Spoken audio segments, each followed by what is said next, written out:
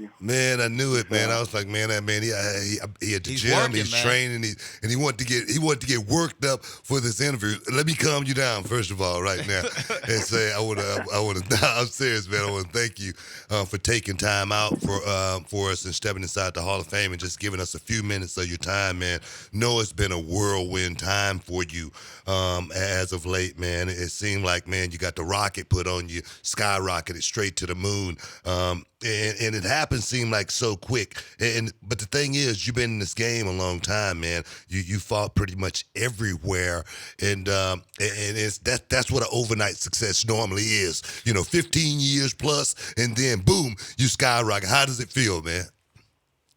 I mean, first let me say I couldn't have said it better.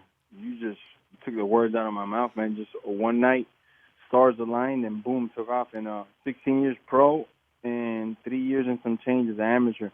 So it's literally a life journey for me. I'm blessed. I'll say that much. That God's allowed me to do this for this long, and to have fun. You know what it's like to compete, to get to do something that you love for fun. So I've had an amazing life, man, and it's just gotten even that much better. Hey man, you are unique in a certain way, and because I was reading the meaning of game bred. Game bred is an animal that has been bred to be game. For dogs or cocks, it means to continue fightings when normal dogs would give up. Some are good fighters and can win before gameness is even tested due to good mouth or wrestling ability, etc. However, this is not game. That means that it takes more than just talent to go out there and win a fight. That means heart somewhere takes over. Sometimes it's the more dog in the fighter. How did you come up with that name, that moniker, Game Bred? Well, I always love pit bulls for their. I don't like dog fightings. I don't like watching them. I don't like taking part of it in any way. But I do admire the amount of drive that these dogs have in the training that they go through for it. The things that they do, and it's crazy, because it's not always the best or the strongest dog that wins. It's the one that wants it more. And it's the same way in real life. So I was always into, since a kid, I was always into the whole dog fighting, how I came over from England, how I developed in America, how I developed the American Pit Bull Terrier, the whole story. I loved it. So my brother saw a lot of my scraps growing up, and I told him, I was like, what do you think about this nickname? And he was like, yeah, that's it, man. That's you, all right, because maybe I wasn't the fastest or the strongest, but I didn't know how to quit no matter how tired or hurt I was. And that's something that I had since the first day I walked into the gym till right now. I'm the most stubborn individual that ever lived on planet Earth. Hey man, that's what I want to talk about. I know everybody always want to talk to you about this fight and that fight, and I want to talk about that too. I want to talk about Darren Till. I want to talk about Askin. I want to talk about Nate Diaz. But I want to talk about how you and I, how our life kind of parallel with each other a little bit. I lost my father when I was a young man, and I had to learn a whole lot on my own. My mom, I had to lean on her, for experience and guidance, and a lot of that, me come from my mom. Like I remember, please, thank you, yes, ma'am, no, sir. Those things are gonna take you a long way. And I use that being nice to people. It don't cost you anything. I remember that kind of stuff. Talk to me, about your life, man, a little bit, because you've been fighting, way before you start fighting. So tell me what that fight has been like. Uh, it was tough in the beginning, I guess. Just humble experiences, Yeah. but you have to go through them because I couldn't be here. I always say, whether they were negative or positive, I wouldn't be where I'm at right now. I wouldn't be able to gone through what I've gone through to get here if I didn't have those experiences early on. Papa Dukes wasn't around because he was in trouble. Yeah. So it wasn't that he wasn't there, but he wasn't there. I didn't see Mm-hmm. him. He did about 18 years. So a lot like you, I grew up with mom handing out the discipline. Mom did a good job, though. I was wild, and mom made sure I stayed the course as much as possible, man. She whooped me harder than any man's ever whooped me, man. And thank God for that, because if not, who knows? I could have ended up doing something not good or righteous. So always big shout out to my mother. And my father's my best friend to this day. As soon as he, during the whole process, I was always with him. But as soon as he's gotten out, he's like my shadow. I'm his. That's my bestie. You know, So it's awesome for all of it to come full circle. normally, someone like yourself, normally they find themselves, being looked at as just statistic. You got a lot of kids out there that grow up the way you did, and they always, find somebody to blame, for their faults. But you, like I always say, you get an obstacle in front of you. You got to figure out how to go, over that obstacle, around it, under that obstacle. Sometimes you have to go straight through that obstacle. Talk to me about that as far as, how did you just say, hey, I'm not going to be a statistic? Ooh, it's very touching because I grew up visiting my dad in the system, and that let me know right away, like, wow, this is real life, because I'd leave to freedom, and he'd always leave into a dark place, and Yeah. man, that would always touch me. I'd always tell myself I'm not gonna end up here, no matter what happens. I'm gonna stay the course. And as I was going up through the system, watching it, he would tell me stories and things like that, and I just didn't want to be a part of that. Yeah. I definitely didn't want to be a statistic or even anything to do with the system and just contribute to that system of violence and getting caught up and getting taken advantage. Because once you're in there, once you commit your first crime, they're gonna mess you up. You're not gonna be able to get a job. They're gonna do all types of things to you, and after that, it's like a downward spiral. My dad had explained it to me from a very young age. Like your first crime that you commit, it could be over for you. Yeah, So that man. definitely having him in my ear helped out so much not to do a lot of fooling around. Yeah, yeah. Hey, man, I wrote a book, man. It's called From Prison to Promise because I found myself, behind those prison walls, man. And I remember being Didn't in know this. that, man. Yeah, I found myself. I was in this little small cell, man, when I had to go through this little thing called diagnostics, and it was just like in the movies, man. On the wall it had all kind of names, scratched in the wall. I was here, such and such, such and such. And I was talking to myself, man. God, man, how did I end up here, man? I mean, what the heck? I'm like, and like you just said, one time could be it was my first time ever being in the back of a police car, and I was looking at 5 to 99 years. But let's move on, man. Let's Oh move on. my goodness! I I'm gonna had no send you a idea, book, Mr. man. Booker T. That's nuts, I'm gonna man. send you one of my Hey, God books. bless you. Hey, man. God bless you Hey, for coming out, doing everything you've done in your career, and where you at right now, man. That's impressive. Always extra take the head off ceremony to somebody that went through a little something to get there, man. That's always impressive to me. hey, man, we got to walk through the fire, man, sometime to get to greatness. That I think that's just what life. That's why I wanted to hear a little bit of your story, man. I could tell, just talking to you how you really feel about it, man. Because I remember me and my sister having to, when I lost my mom, and that's another story, man. We'd be crying on the microphone. People like, Jorge Masvidal, man, he broke down on Hall of Fame, We ain't trying to have that. We Man. ain't about to have This that, man's man. gotta fight. No, man, but I just wanted to. My opponents are gonna sense weakness. Yeah, we They're gonna can't know how have to get. that. No, man, that just goes to show how strong you really are, bro. That's all that is, man. That just goes to show, how hard you had it, but how hard you're willing to keep it. That's the Oh nature. yeah. That's the nature of the beast and what we do, man. But let's Oh move. yeah. Let's move on a little bit, man. Oh yeah. Let's talk about the fight game, man. Man, your rise, man. Your rise started, pretty much overnight, man. All of a sudden, Darren Till, which was, 2019, boom, big knockout, and then, the big thing with Ben Askren, man, I mean, Fastest knockout UFC history. exactly that what it was. But I heard you was talking, man. You was doing like a promo, and you was talking about being in the Millionaires Club, man. How does it feel, man? Like I say, to have that 16-year finally overnight success and respect that you. I know you deserve it, but sometimes we got to go through the side door, the back door. Sometimes we got to creep through the window. You know what I mean? And you've done what you've had to do to get to that point. How does it actually really feel, man?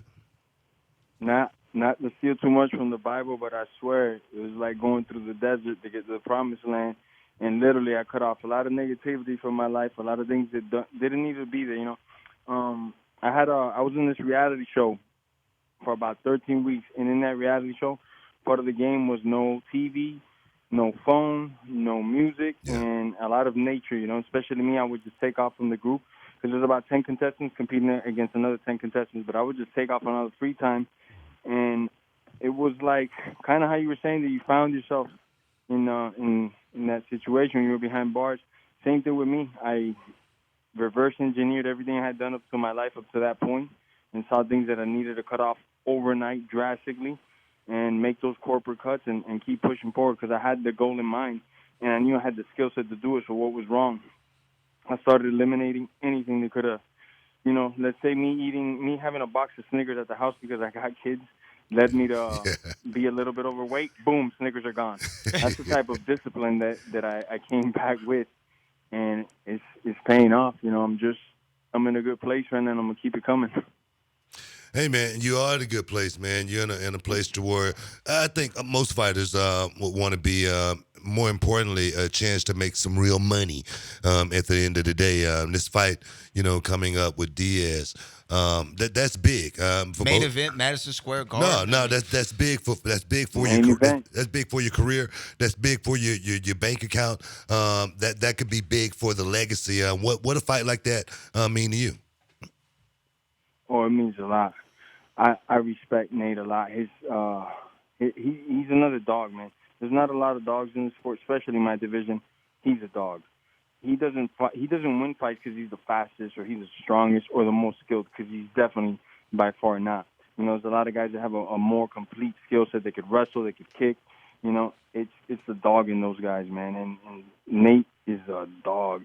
He just gets after it. You could hit that guy with a baseball bat, and if you didn't put him out, he's going to keep coming at you like it wasn't with him, like you didn't hit him, Yeah. So it's something you got to respect, and it goes back to my nickname, Gamebred. Those are the guys that I respect the most, the guys that I know hurt or tired.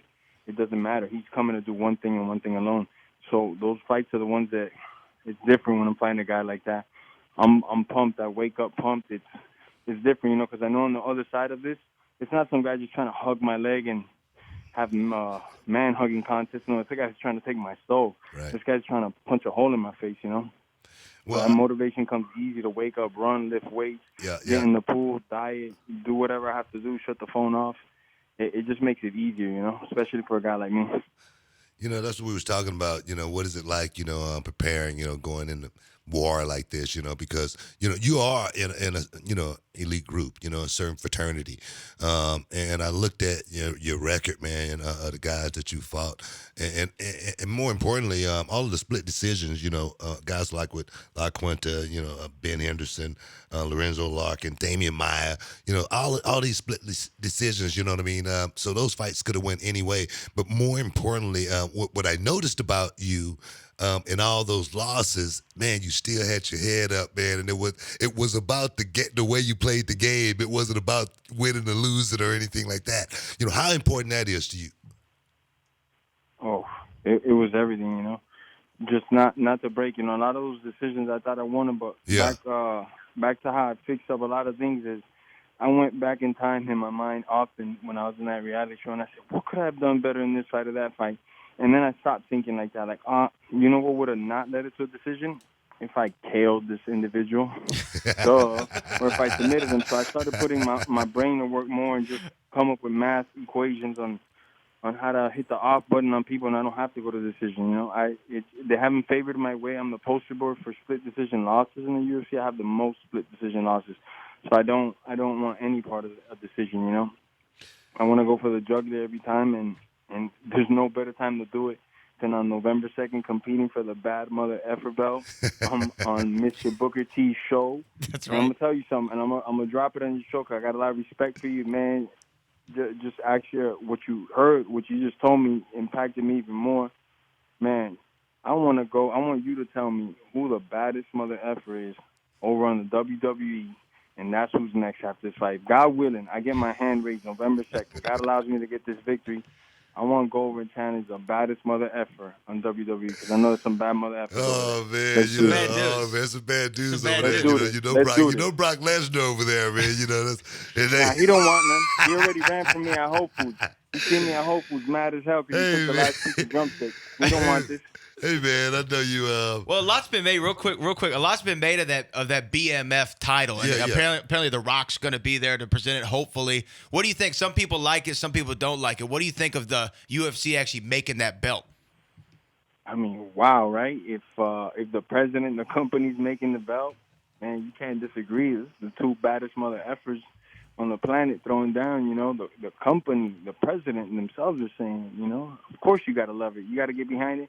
And at the end of the day, it's a fight that everybody wants to see. It is. I mean, there's not one news outlet, not even one sour fan that doesn't want. Even people that are not fans of mine or his, they both know the type of spark plugs that we are when we get in there. They know it's going to be turbulence. It's going to be a bumpy road. You know, one final question, and I know you got to get out of here, man. I know you're busy, but I just got to know. You get just in case, just foreseeing the future, you get past this fight. Which is more important, the getting the title shot or the fight that you're going to get the biggest payday? Well, right now, put those zeros in the bank accounts. I got children. I got to make sure they get to some Ivy League school. Yeah. Then after that, I got a life goal I've been chasing since my first pro fight. So it's to get that belt. It's to have beaten anybody that has a belt. Anybody that's just saying I'm the best at this weight. I want their soul. I want their head. I want no questions to be asked about me and the rest of my competitors during my era. I want to separate myself from the pack as much as possible. And there's only one way you could truly do that. That's to baptize these fools. I got to leave them out cold. I got to send them out into outer orbit. Yeah. Let them come back a better person. No. So this is a baptizing season. That's what's going to happen November 2nd.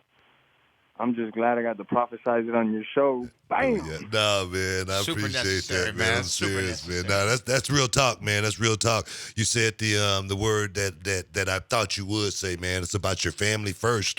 You know what I mean? We got to take care, those little ones, and then because you know, just like I do, how important it is for that man to be in the house. So I just want everybody out there to understand that first and foremost, how important it is for that man to be in the household, taking care of his family, because that's what men do. I just want to throw that out there. Amen. Jorge, I appreciate you, bro. Thanks for giving me some time. Thanks for stepping into the Hall of Fame. You are truly a future Hall of Famer yourself, man. And thank you, my brother. Again, man, I from appreciate your mouth you. to God's ears, man. Hey, I can't wait to. You know what? We're gonna be there at the fight, man. So I can't wait to get a chance to meet you too. Definitely. Oh hell, for sure we gotta meet, man. Hey, it was a pleasure having me on, man. Whenever you want again. You got it, bro. I Take appreciate easy, it, Jorge. man.